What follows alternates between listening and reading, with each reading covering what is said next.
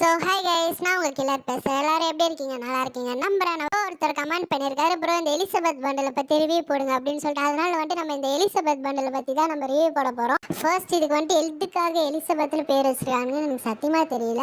உங்களுக்கு தெரிஞ்சதுன்னா கீழே கமெண்ட் பண்ணுங்க. ட்ரெஸ்ஸை பார்க்குறப்போ ஒரு வாத்தோ பெண் குயின் லைட்டாக கலந்த மாதிரி ஒரு தீமில் கொடுத்துருக்காங்க.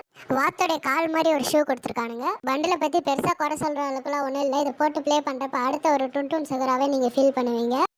என்னிடம் வராதீர்கள் தம்பிகளே, சரி சரி வகுந்து விடுவேன். இந்த பண்டல போட்டுட்டு V2ல பிஆர் மேட்ச்லாம் வந்துட்டு ப்ளே பண்றப்ப வந்துட்டு வியூ மறைக்குது. இது ஒரு பெரிய மைனஸ் பாயிண்ட் தான். அதனால வந்துட்டு பிஆர் மேட்ச்லாம் மோஸ்ட்லி வந்துட்டு இதை போட்டு போகிறது கொஞ்சம் கஷ்டம் தான்.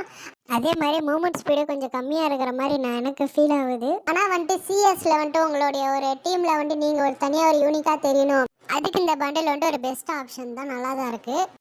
அதே மாதிரி ரூம் மேட்ச்ல இந்த பண்டலை போட்டு ப்ளே பண்ணுறப்ப சூப்பராகவே இருக்குது. அதுவும் இந்த பாட்டோட ப்ளே பண்ணுறப்ப இன்னும் வேறு லெவல்.